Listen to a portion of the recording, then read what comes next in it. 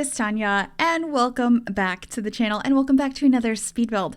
Today I'm back with a medium-sized family home on a 20 by 30, I want to say, or maybe it's a different size. I will hopefully remember to put that in the description. Lot in Willow Creek. So this is a 4-bedroom, 3-bathroom home, and I just really felt like building some sort of family home today. And I started this a couple days ago, and I finished it this morning. I was in love with the house shape. I had so much fun with the roofing, and I've talked about this a lot before, but roofing is one of my favorite things to do when it comes to building. I don't know why. I think it's just really fun to explore with different shapes. So that's what I was doing with this house, and I'm really happy with how it came out. It's different than I think any roof line I've done before, and it has like some interesting aspects to it, I'll say. But you'll see that come along as we progress in this build. But we're just fiddling with the roof now, trying to figure it out, and adding an upstairs space, which the whole upstairs is fully functional, and it's a kind of a weird shape. But I enjoyed that, and I worked with it, and I think it worked out okay. So instead, there's a laundry room in this house. But instead of it being like, a square, a small rectangle, it's like a really long rectangle, and it's like counters against one wall with the washer and dryer, and it's in the front of the house, and I think it worked out really nicely. And I do have enough space in this house for a cat or a dog. There's food bowls and 2 kitty litter boxes, so if you have multiple cats, good for that, because when you only have one litter box and you have multiple cats, in real life or in The Sims, it's not a pretty sight to be seen, or smell to be smelt.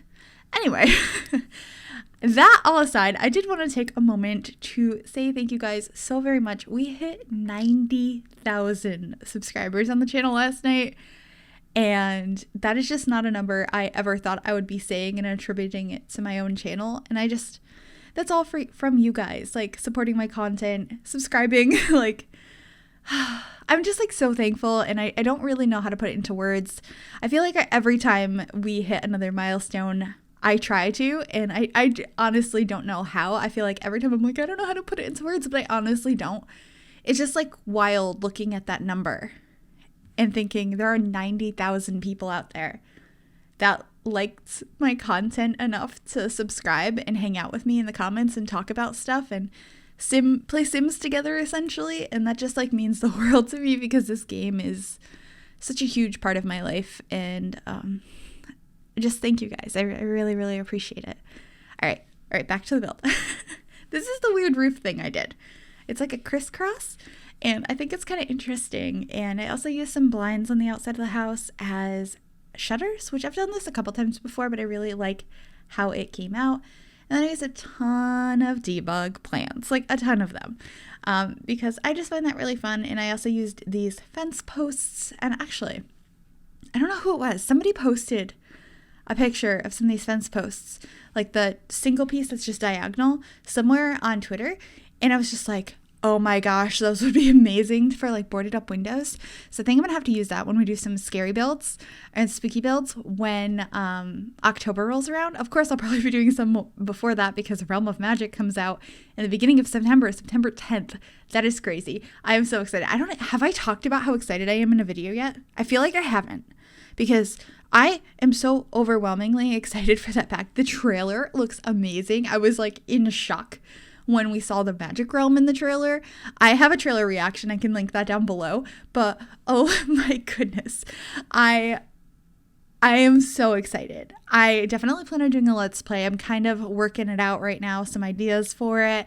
I've had a general idea in mind for months, because I knew I wanted, as soon as we found out we were getting a magic pack, and actually before that, I was like, if we ever get witches, I have an idea of what I want to do, and I'm going to try and flesh it out a little bit more soon, because I think we're going to have a Let's Play on the channel for the first time in probably over a year, in a couple of weeks, which is wild, and I'm very excited.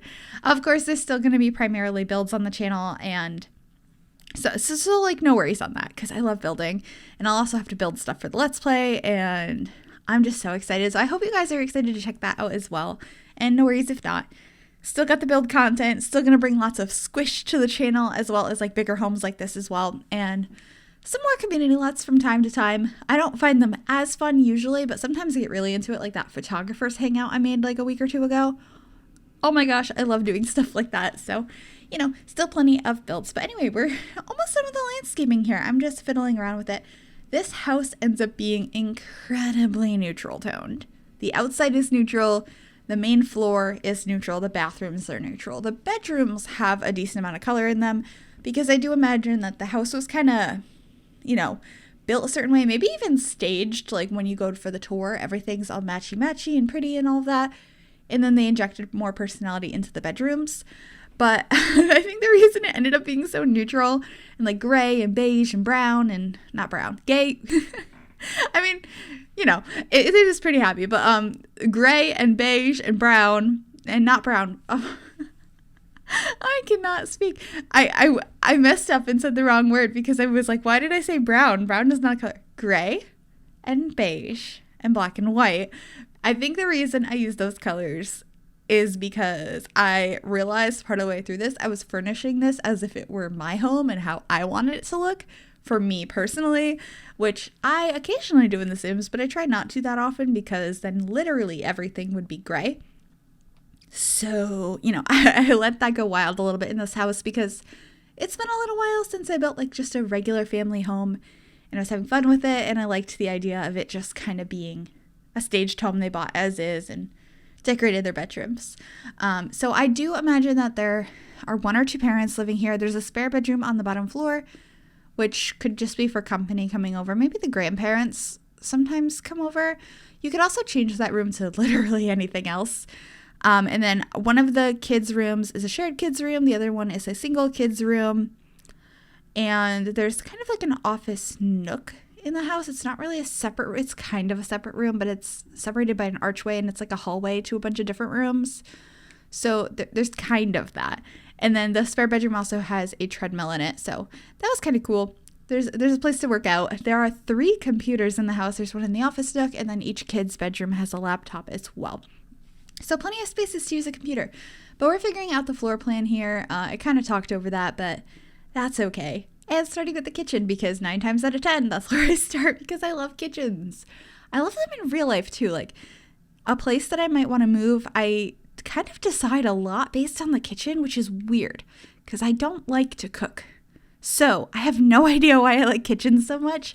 I just think they're pretty. I don't know if they're done right. I'm very picky. Like I could see me being in the future, if I could ever afford like a nice house, being like, I want a pasta arm. Although that one, okay, I make pasta sometimes because I love pasta. Pasta is amazing. And even if you can't cook, you can usually make pasta. It's water. You're boiling water. No issues if you can't cook pasta. I've had my own share of issues. I am not a good cook and I don't enjoy it. But luckily, my boyfriend loves cooking, so he definitely does a lot of that. He makes all kinds of fancy stuff all the time. Half of it are things I don't know what it is, and I'm not sure I want to try, but he has a lot of fun with it, and I help out when I can. I'm just not a big fan of cooking. But I'm curious, who here likes cooking? Or, like, are you really good at something? What's your favorite recipe? I always find that interesting. I feel like the only time of the year I bake is around Christmas. I make a ton of butter cookies for my family, which is really, really fun.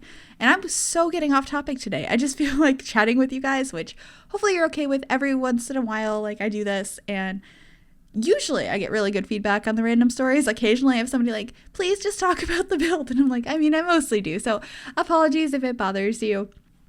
I just think it's nice to get to know you guys a little bit better, share a little bit more about me. And anyway, just let me know your favorite recipes down below. Maybe I'll check them out. Anyway, this is the dining room area. It's pretty much done. Like I said, I kept a lot of neutrals. There's a lot of blacks and whites in this house, and I added a bar in here. I thought that was nice. I don't add them that often in houses, but this was a really long and narrow dining room, so I thought it worked pretty well. And then we're lining this wall in the living room with cabinetry, which I thought looked so nice for the TV, especially framing the window. So, and I was kind of thinking it would be a cushion spot, so I put that ottoman there, but I changed that in the end. So if you actually wanted to put that back, that would look nice there, I think. But I decided the TV had to go there. So if it bothers you to have a TV in front of the window, you might want to change that. But I thought it looked pretty nice. And I've gotten comments before that it seems weird that I put TVs in front of the windows, but I've seen that a lot in real life in people's houses. So I feel like it's fine. I mean, it doesn't look great from the outside, but it's realistic. It's like where your placement can be in a room. So I thought that worked. Did I keep this? I think I did. I added this music player, record player over there. I thought it was a really cool, like, retro piece. I quite enjoy those. I see them all the time at Goodwill's, and I feel like I always look at them. I look at a lot of interesting things at Goodwill's. I completely blame LGR for that, because I love his thrifting series, and I'm just like, ooh, appreciation for old tech I never would have looked at before. And, like, big box PC games. Like, I also just really love thrifting. Oh my gosh, I'm getting off topic again. Back to this. This is the little desk nook or like office nook I mentioned. It's just in a hallway, so there's not like a dedicated office space, but I feel like this is pretty close. So if your Sims have a career that they need to use the computer a lot on, this is a good space for that. And then this is the front hallway. I think I cut out the bathrooms in this build and maybe the upstairs hallway, but I might have remembered to keep it in. I think it's in, but I cut out the bathrooms. Well, I didn't cut them out. I didn't even record them because I was taking forever to do this build. This house took like around 3 hours to do. So I had to cut something, and a lot of like scrolling around and looking through everything in the catalog I got rid of, but I also grabbed the bathrooms out of there. But of course I kept the floor plan in because I always try to make sure to do that for anyone that wants to rebuild the houses on console. And yeah, this is the back hallway. It's very simple. There's a chair, there's a coat hook, and a plant, and some paintings, and a calendar. In the second kitty litter box, there's one here, and then there's one upstairs in that laundry room that I had mentioned. But this is the spare bedroom. It's very green. It's the first ounce of color we're getting in the house. The tile in the kitchen is a little bit more colorful than the rest of the house. I mean, like, it's not that colorful. It's just a little bit. It's got, like, some beige and blue and stuff, and I really like it. But this is master bedroom. I kind of started very dark and black, and then I was like, I think this is a little bit too in your face compared to the rest of the house, because I was kind of thinking, similar vibe to the rest of the house, the master bedroom. And then I decided to add a little bit more color, and we did go with this blue and purple, which I thought was still not too crazy colorful in your face. It's kind of a subdued colorful thing, so I thought it worked out well. And also, I hadn't imagined that this family was like, yeah, neutrals entirely. I think they kind of bought the house staged, which I think is a really cool idea, because I do think it looks really pretty. I love the neutral color scheme. But I have a little bit of fun with bedrooms as well, so, I needed to add a little bit of color here and there. As much as I would like every house I ever build to be neutral, it is fun to experiment with colors. It's from time to time. Certain color schemes I love more than others, and I feel like I should probably play with them more. Like, I love orange and, like, aquamarine, that shade of blue. Oh, I love how those look together. They are so pretty. I mean, a lot of blues and oranges look nice together. And then, this one's weird. I like hot pink and lime green together. That one's probably just a me thing. And I don't mean like in your face, hot, bright colors everywhere. I mean like, a little bit here, a little bit there together. I think they look really pretty. And then gray with like any color is really pretty. I love gray. I feel like I combine it with absolutely everything. But here's some orange and blue together. It looks so cute. This is the shared bedroom. I really enjoyed this room. It's just got that one accent wall of that base game pattern that I think we got with the toddlers update a couple years ago. I think it came out really cute in here. We ended up having a desk over here and I believe a bookcase. So there's no dresser in this room. I don't think I added a dresser, no. But, you can change your outfits in a mirror, or you can go to one of the dressers in the other rooms, because all three of the other bedrooms have dressers in them. So no issues there. But this is the single child room, and it's going to look weird in a minute probably, unless I cut the footage out. I don't remember if I did, but I tried a bunch of different things here. I was thinking this was going to be like for an artsy kid, and at one point I painted the wall with the wall pattern there it is, the newspapers, and I do want to use that in a build sometime, but I felt like it just really didn't fit in here. And then I really wanted to use that painted bedside table because I don't think I've ever used it in that swatch before. And I was like, okay, this is not going to work. So then I painted the walls with this texture from Parenthood in the blue swatch, which we'll be grabbing here shortly, which I thought looked really, really nice. I love the blues and the pinks in here. I think they look really pretty together. And then adding lots of posters and clutter. And I liked this room. it was a little bit of fun. And I love these curtains in this like ombre. That's, I was just like, what is the fading to a different color called? Ombre. I really enjoyed how that looks. So hopefully you guys like this room too. And then we're just adding a little piggy bank, or I guess it's a horsey bank or unicorny bank. Is that horse or unicorn? I think it's a horse. I had an actual piggy bank as a kid, and it was like this plastic one. And I remember like eventually wanting to get money back out of it when I was probably like 9 or 10. And it was made, like I said, made out of plastic, but the hole wasn't big enough to get anything out. So like I took scissors and I cut it open. And I was like, whoa, Tanya, at one point in time, because I was like 9 or 10, and I had no recollection, but when I cut that open, there was a $20 bill in there. I mean, there was a bunch of ones and like tons of quarters and pennies and nickels and dimes and stuff, but there was a 20 in there. And I was like, when did I get a 20 and when did I put it in here? But I was very excited as like a 10-year-old to have $20.